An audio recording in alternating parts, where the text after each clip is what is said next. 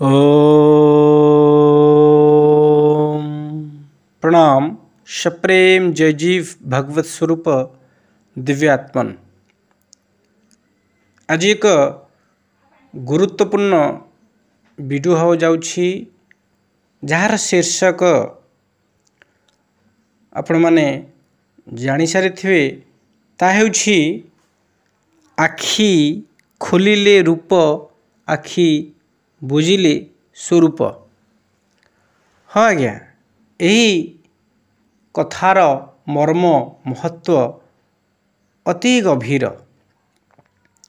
गोटे उदाहरण को आमे ग्रहण करी से उदाहरण को आमे आलोचना करी आगो को बढ़िबा।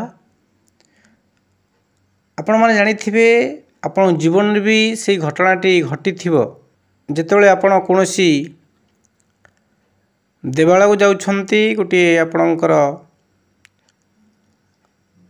विश्वस्त श्रद्धार ठाकुर पाखु जाउछंती। मन करंतु से होउछंती जगतरनाथ जगन्नाथ। आपण बहुत दूररू आसीछंती पुरी धाम को जगन्नाथ को दर्शन करिया ପାଇଁ कि आपण आसीछंती सिंहद्वार रे प्रवेश करी जगन्नाथंकर मूर्ति सम्मुखरे विग्रह सम्मुखरे उपस्थित होइछंती। ठीक सेति बेले आपण माने कोन करंती बा समस्ते कोन करंती आज्ञा, आखि बंद करिकी नमस्कार करंती, प्रणाम करंती। हाँ कि नहीं आज्ञा, प्रणाम करंती। केबे आपण भाबिछंती आपण जो ठाकुरों को विग्रह को दर्शन करने को आसीथिले, देखिया को आसीथिले, दुख जणे को आसीथिले, ठीक तारी सम्मुखरे उपस्थित हेबा समय रे आपण आखि को बंद करिकी प्रणाम करिछंती बा दुख जणाइछंती। यार भितरी रहस्य कौन? जड़े मनीष एते कष्ट करिकी एते पथ अतिक्रम करिकी ईश्वर को निकट को आसीछि दर्शन करने को, तो आखि खोलिकी दर्शन करिया कथा, किंतु आखि से खोली नाहंती। वास्तव रे आमे सेठी विग्रह को बा आपणकर रूप को दर्शन करि नाहंती, आमे सेठी स्वरूप को दर्शन करिसंती। सेठी आमे स्वरूप को प्रणाम करिसंती।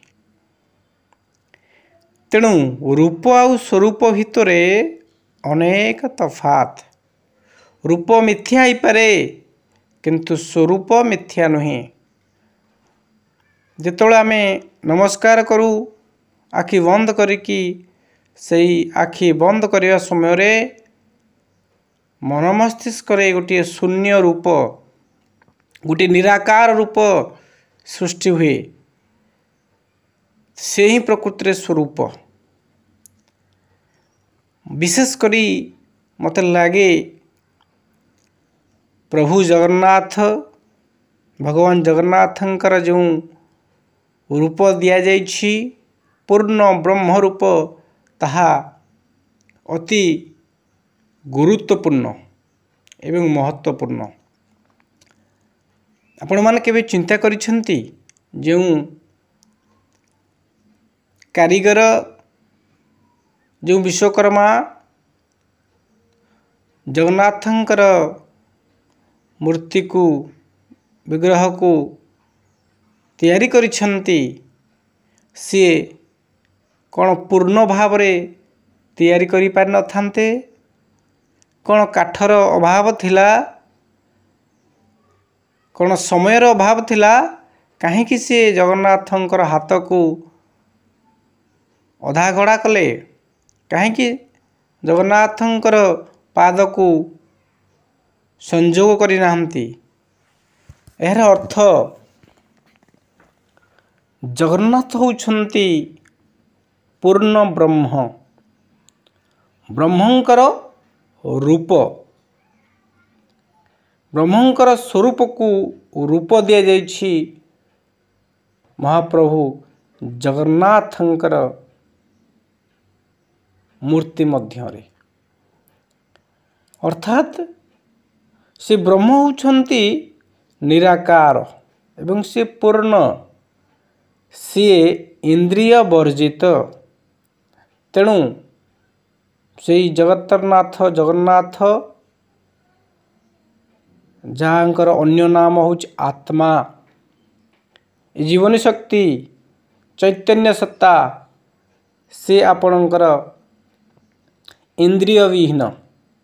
अर्थात जो भाव जगन्नाथंकर विग्रह रे हाथ नहीं गोड़ नहीं, अर्थात पंच कर्मेंद्रिय नहीं, ज्ञानेन्द्रिय नहीं, केवल चक्षु अच्छी।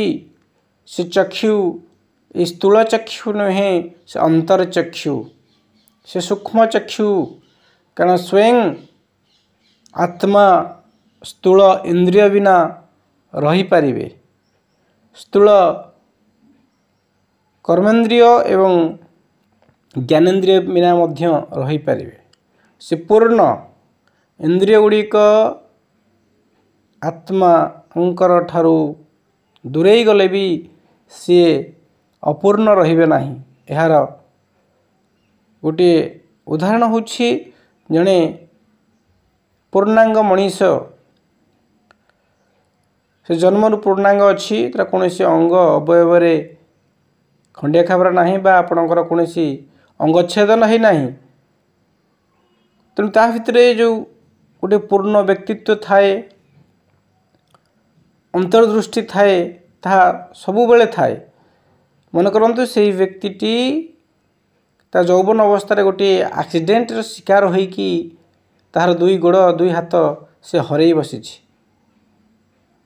तेबे से अवस्था से तो निजको पचार निजर परिचय से खोजिब, ता भितर जो मानसिकता थिला पूर्णता ता ठीक पूर्व परि थिबो, सेतिरे क्षुण्णता आसी नथिबो। यदि आत्मा बा जीवन आपणकर गोड़ हाथ द्वारा अपूर्ण होइथांता, ताहले तांको भितर से अपूर्णतार भाव सृष्टि होता, कदापि सृष्टि हेब नाही। जो भली गोड़ हाथ थिबा समय रे भावना थिला मूर परिचय से पाइथिले, गोड़ हाथ नथिबा समय रे भी सेही भली पूर्णता थिबो। तेणु आत्मा बा जीवन सदा सर्वदा पूर्ण एवं निराकार। तेणु जड़े भक्त जेतेबेले बहुत दूर अतिक्रम करी ठाकुरंग पाखरे पहुँचे, तो दुख जनाए से विग्रह को जनाए नहीं, से मूर्ति को जनाए नहीं, निज स्वरूप को जनाए, आखि बंद करिकी स्वरूप को जनाए। तेणु आखि खोलिले रूप, आखि बुझिले स्वरूप। तेणु आम संसार जिते रूप देखुंती से सबू मिथ्या अटे, से सबू क्षणिक अटे बा परिवर्तनशील अटे। तेणु भागवत कहले उद्धव शुणु जेते करने, जेवा देखुतु नयने, ए सर्व सत्य नुहे किछि, केवल माया मात्र लक्षी। तेणु आम जेते इंद्रिय माध्यम रे देखुचे शुणुचे अनुभव करुचे, अर्थात पंच ज्ञानेन्द्रिय पंच कर्मेंद्रिय माध्यम रे जहाँ भी आम अनुभव करुचे, ये समस्त मिथ्या माया बा क्षणिक। किंतु स्वरूप होउछि सत्य। तेणु आखि खोलिकी आम जहाँ भी दुनिया देखिबा, से ईश्वरंकर विग्रह हो, देवी देवतांकर मूर्ति हो, से सब मिथ्या। से रूप जे रूप आकार नेला से सब मिथ्या, से माया। किंतु जिते आम आखि बंद करती, से ईश्वरंकर एक सजीवता सत्य स्वरूपर अनुभव आसे, निराकार रूप, जहाँ जोटा कि प्रत्येक व्यक्तिर अति निजस्व आत्मा ବା ସ୍ୱରୂପ କହନ୍ତି। ତେଣୁ ଶାସ୍ତ୍ର କହିଲେ ସକଳ ଘଟେ ନର ହରି ବସନ୍ତି ଆତ୍ମ ରୂପ ଧରି। ଯଦି ସେଇ ନରହରି ଭଗବାନ କୃଷ୍ଣ ବା ଜଗନ୍ନାଥ ଚେତନ ରୂପରେ ଆତ୍ମା ରୂପରେ ଜୀବ ରୂପରେ ବିଦ୍ୟମାନ, ତେବେ ଏଠି ବିଗ୍ରହ ସେବା ବା ରୂପ ସେବାର ଆବଶ୍ୟକତା କେତେ ଅଛି? କାରଣ ସେ ଜୀବନ୍ତ ରୂପ ହେଉଛନ୍ତି ଏ ଜୀବ ରୂପ। ଏହି ଚରାଚର ଜଗତରେ ଯେଉଁ ସଜୀବତା ଅଛି, ଜୀବନ ଅଛି, ତାହା ହିଁ ସେଇ ପୂର୍ଣ୍ଣ ବ୍ରହ୍ମ ଜଗତର ନାଥ ଜଗନ୍ନାଥଙ୍କର ପ୍ରକୃତ ରୂପ। ତେଣୁ ଭାଗବତ ଗୀତା ସମସ୍ତେ କହିଛନ୍ତି ଈଶ୍ୱର କୌଣସି ଜଡ଼ ମୂର୍ତ୍ତିରେ ସୀମିତ ନାହାନ୍ତି। ସେ ହେଉଛନ୍ତି ଜୀବନ ରୂପ, ଜୀବନ୍ତ ଚେତନଯୁକ୍ତ ଚୈତନ୍ୟ ସତ୍ତା ଆତ୍ମା। ତେଣୁ ଯଦି ଆମେ ଜଗନ୍ନାଥଙ୍କୁ ମୂର୍ତ୍ତି ରୂପରେ ସୀମିତ କରିଦେବା, ତାହାଙ୍କର ସ୍ୱରୂପକୁ ଗୋଟିଏ ରୂପ ଦେଇଦେବା, ତାହେଲେ ସିଏ ଜଗତର ନାଥ କଦାପି ହୋଇପାରିବ ନାହିଁ। ଏହାକୁ ନିର୍ବିବାଦରେ କେହି ସ୍ୱୀକାର କରିବେ ନାହିଁ, ଗ୍ରହଣ କରିବେ ନାହିଁ। ହୁଏତ 4 କୋଟି ଓଡ଼ିଆ ଗ୍ରହଣ କରିପାରନ୍ତି, କିନ୍ତୁ ଜଗତ କହିଲେ 4 କୋଟି ଓଡ଼ିଆକୁ ତ ବୁଝାଏ ନାହିଁ। ଏ ପୃଥିବୀରେ ଅନେକ ଧର୍ମ ସମ୍ପ୍ରଦାୟର ଲୋକ ଅଛନ୍ତି, ହିନ୍ଦୁ, ମୁସଲମାନ, ଖ୍ରୀଷ୍ଟିଆନ, ବୌଦ୍ଧ, ଜୈନ ସମସ୍ତେ ଅଛନ୍ତି। ସମସ୍ତଙ୍କର ଗୋଟିଏ ଗୋଟିଏ ବିଶ୍ୱାସ ଅଛି, ଈଶ୍ୱର ଉପରେ ଧାରଣା ଅଛି, ସେ ଈଶ୍ୱରଙ୍କୁ ବିଶ୍ୱାସ କରନ୍ତି। ଯଦି ଆମେ ଜଗତର ନାଥ ଜଗନ୍ନାଥଙ୍କୁ ଗୋଟିଏ ରୂପ ଦେବା, ଗୋଟିଏ ଜଡ଼ ମୂର୍ତ୍ତି ଆକାରରେ ତାହାଙ୍କର ବିଗ୍ରହକୁ ସ୍ଥାପନ କରିବା ଏବଂ ତାକୁ ଜଗତର ନାଥ ବୋଲି କହିବା, ତାହେଲେ ତାହା ଭୁଲ ହୋଇଯିବ, ତାହା ଉଚିତ ହେବ ନାହିଁ। ତେଣୁ ପ୍ରକୃତରେ ଜଗନ୍ନାଥଙ୍କର ଯେଉଁ ଚୈତନ୍ୟ ସତ୍ତା, ଯାହାର ଅନ୍ୟ ନାମ ଜୀବତତ୍ତ୍ୱ, ଆତ୍ମତତ୍ତ୍ୱ, ଯଦି ସେ ରୂପରେ ଆମେ ତାକୁ ଗ୍ରହଣ କରିବା, ସକଳ ଘଟେ ନରହରି ବସନ୍ତି ଆତ୍ମ ରୂପ ଧରି। ତେଣୁ ପ୍ରତ୍ୟେକଙ୍କ ଭିତରେ ଯେଉଁ ଜୀବନୀ ସତ୍ତା ଅଛି, ଯେଉଁ ଜୀବନ୍ତତା ଅଛି, ଯେଉଁ ସଚ୍ଚିତ ଆନନ୍ଦ ତତ୍ତ୍ୱ ଅଛି, ଯଦି ତାହା ହିଁ ଜଗନ୍ନାଥ, ତେବେ ନିଶ୍ଚିତରେ ସମସ୍ତେ ଆବାଳ ବୃଦ୍ଧ ବନିତା ଜାତି ବର୍ଣ୍ଣ ଧର୍ମ ନିର୍ବିଶେଷରେ ସମସ୍ତେ ଏକ ସୁରରେ କହିବେ ପ୍ରକୃତରେ ସେ ପ୍ରକୃତ ଜଗନ୍ନାଥ, ଏହି ଆତ୍ମା ହିଁ ପ୍ରକୃତ ଜଗତର ନାଥ।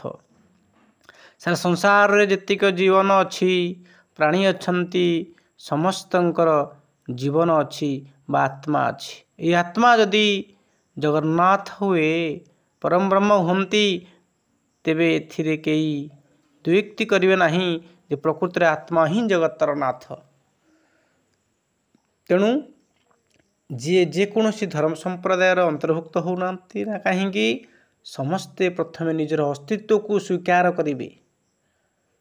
ପ୍ରଥମେ ନିଜକୁ ସିଏ ଧରିବେ, ନିଜର ଅସ୍ତିତ୍ୱକୁ ସ୍ୱୀକାର କରିବେ, ତେବେ ଦ୍ୱିତୀୟରେ ଆସିବ ସେ କୌଣସି ଧର୍ମର ବା ସମ୍ପ୍ରଦାୟର ପକ୍ଷ।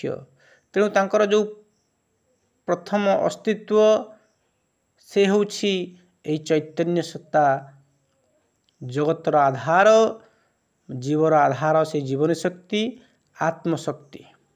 ତେଣୁ ଜଗନ୍ନାଥଙ୍କୁ କେବଳ ମୂର୍ତ୍ତି ଭିତରେ ସୀମିତ କରିକି ତାଙ୍କର ଯେଉଁ ବିଶାଳ ତତ୍ତ୍ୱ, ଯେଉଁ ଆପଣଙ୍କର ତତ୍ତ୍ୱ ଅଛି ସେହି ମୂର୍ତ୍ତି ଭିତରେ, କିଭଳି ଭାବରେ ସେ ମୂର୍ତ୍ତି ହେଉଛନ୍ତି ଇନ୍ଦ୍ରିୟ ବର୍ଜିତ, କର୍ମେନ୍ଦ୍ରିୟ ଜ୍ଞାନେନ୍ଦ୍ରିୟ ବର୍ଜିତ, ସେ ହେଉଛନ୍ତି ଦ୍ରଷ୍ଟା ସ୍ୱରୂପ, ନିଷ୍କ୍ରିୟ ରୂପ ଏବଂ ନିରାକାର ରୂପ, ସେ ହେଉଛନ୍ତି ଆତ୍ମାଙ୍କର ପ୍ରତୀକ ସ୍ୱରୂପ, ବ୍ରହ୍ମଙ୍କର ପ୍ରତୀକକୁ ରୂପ ଦିଆଯାଇଛି ଜଗନ୍ନାଥଙ୍କ ମୂର୍ତ୍ତି ମାଧ୍ୟମରେ।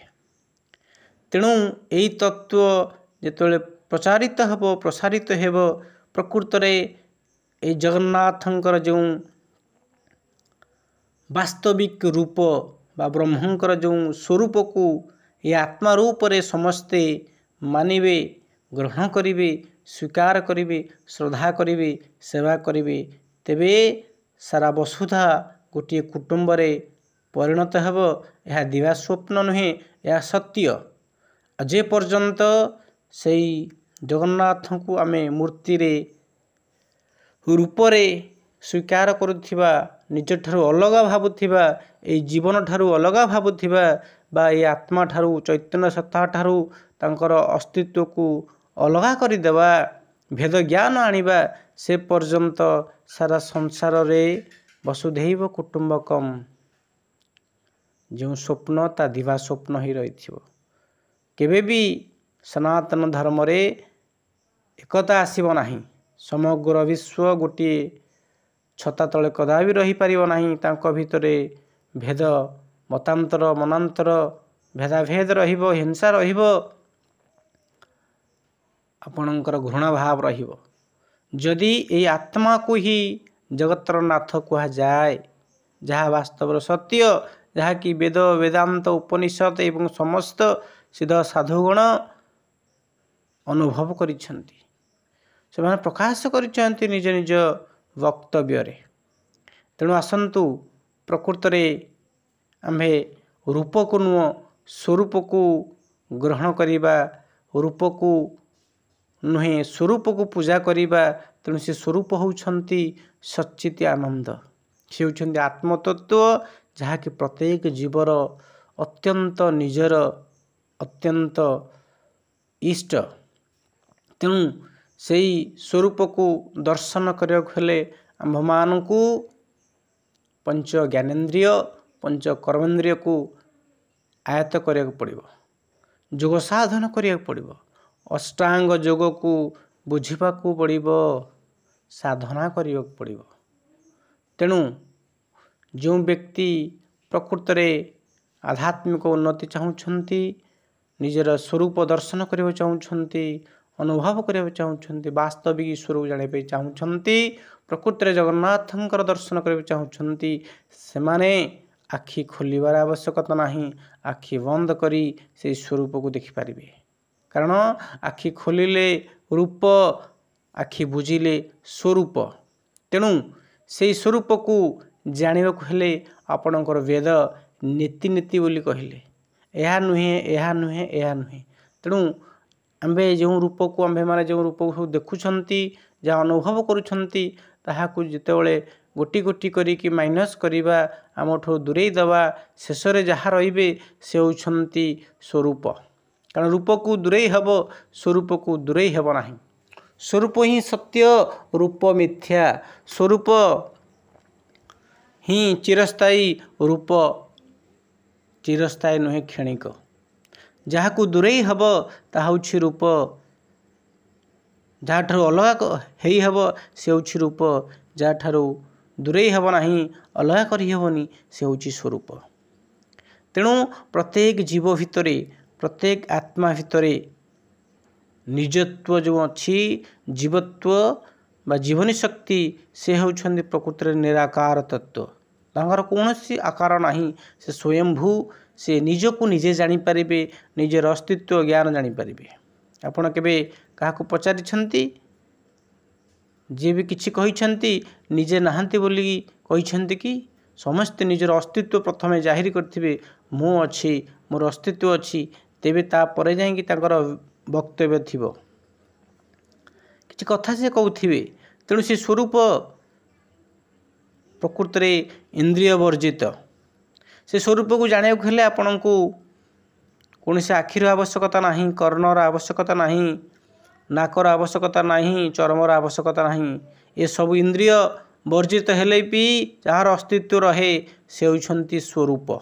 ये सब इंद्रिय गुड़िक आकार विशिष्ट, रूप विशिष्ट। तेणु प्रकृत योग साधन कले आपण से अवस्था रे पहुँचे जिते आपणकर श्वासक्रिया चालू नथिबो, जिते आपण मान समस्त इंद्रिय शिथिल थिबे, पंच ज्ञानेन्द्रिय, पंच कर्मेन्द्रिय शिथिल थिबे, निष्क्रिय थिबे, अकर्म अवस्था रे थिबे, ସେତିବେଳେ ଆପଣ ସେହି ସ୍ୱରୂପର ନିକଟବର୍ତ୍ତୀ ହେବେ, ସ୍ୱରୂପ ଦର୍ଶନ କରିପାରିବେ, ସ୍ୱରୂପ ଅନୁଭବ କରିପାରିବେ। ତେଣୁ ଆପଣଙ୍କର ଶାସ୍ତ୍ର କହିଲେ ଅକର୍ମେ ବାସୁଦେବ ପ୍ରୀତି କର୍ମ କଲେ କ୍ଷୟ ଯାଆନ୍ତି। ତେଣୁ ଯୋଗର ସେଇ ଅକର୍ମ ଅବସ୍ଥାରେ, ସମାଧି ଅବସ୍ଥାରେ ଯେତେବେଳେ ଆପଣ ଦ୍ରଷ୍ଟା ସ୍ୱରୂପରେ ଅଛନ୍ତି, ଆପଣ ସ୍ଥୂଳ ନେତ୍ରରେ କିଛି ଦେଖୁନାହାନ୍ତି, କୌଣସି ସ୍ଥୂଳ ହାତରେ କିଛି ଗ୍ରହଣ କରୁନାହାନ୍ତି, ପାଦରେ ଚାଲୁନାହାନ୍ତି, ଅର୍ଥାତ୍ ପଞ୍ଚ ଜ୍ଞାନେନ୍ଦ୍ରିୟରେ କିଛି ଗ୍ରହଣ କରୁନାହାନ୍ତି ବା କର୍ମ କରୁନାହାନ୍ତି, ସେହି ନିଷ୍କ୍ରିୟ ଅବସ୍ଥାରେ ଆପଣ ରୂପ ବର୍ଜିତ ଅଛନ୍ତି, ଆପଣ ସ୍ୱରୂପରେ ସ୍ଥିତ ଅଛନ୍ତି। ତେଣୁ ଆସନ୍ତୁ, ପ୍ରକୃତିରେ ଜଗନ୍ନାଥଙ୍କର ଯେଉଁ ରୂପ ଅଛି ତାହା ସେ ବ୍ରହ୍ମଙ୍କର ଗୋଟିଏ ପ୍ରତିକୃତି, ବ୍ରହ୍ମଙ୍କର ଅସ୍ତିତ୍ୱକୁ ସୂଚାଉଥିବା ଏକ ମୂର୍ତ୍ତି, ଏକ ପ୍ରତୀକାତ୍ମକ ସୃଷ୍ଟି। ତେଣୁ ସ୍ୱୟଂ ଜଗନ୍ନାଥ ଯିଏକି ଆତ୍ମା ରୂପ ଜୀବନୀ ସତ୍ତା, ତାହା ଆତ୍ମା ଠାରୁ ଆପଣଙ୍କ ଠାରୁ ଭିନ୍ନ ନୁହନ୍ତି।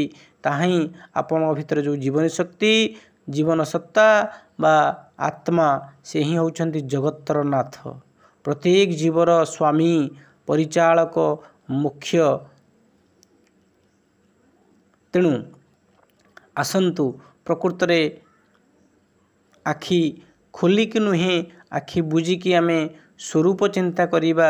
ଆଖି ଖୋଲିକି ରୂପକୁ ବାଦ ଦେଇ ଆଖି ବନ୍ଦ କରି ସ୍ୱରୂପସ୍ଥ ହେବା, ସୁସ୍ଥ ହେବା ଏବଂ ନିଜର ସଚ୍ଚିଦାନନ୍ଦ ତତ୍ତ୍ୱକୁ ଜାଣି ସକଳ ଭ୍ରାନ୍ତିରୁ, ସକଳ ଦ୍ୱନ୍ଦ୍ୱରୁ, ସକଳ ସମସ୍ୟାରୁ ମୁକ୍ତ କରି ଆନନ୍ଦ ଶାନ୍ତିର ମାର୍ଗରେ ପରିଚାଳିତ ହେବା।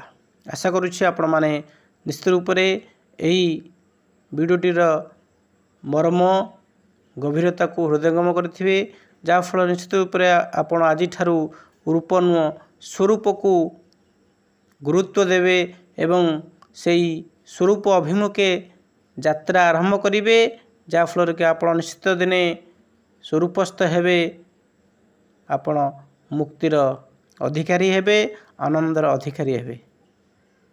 ଏତିକି କହି ବାଣୀକି ବିଶ୍ରାମ ଦେଉଛି। ପ୍ରଣାମ, ସପ୍ରେମ, ଜୟ ଜୀବ।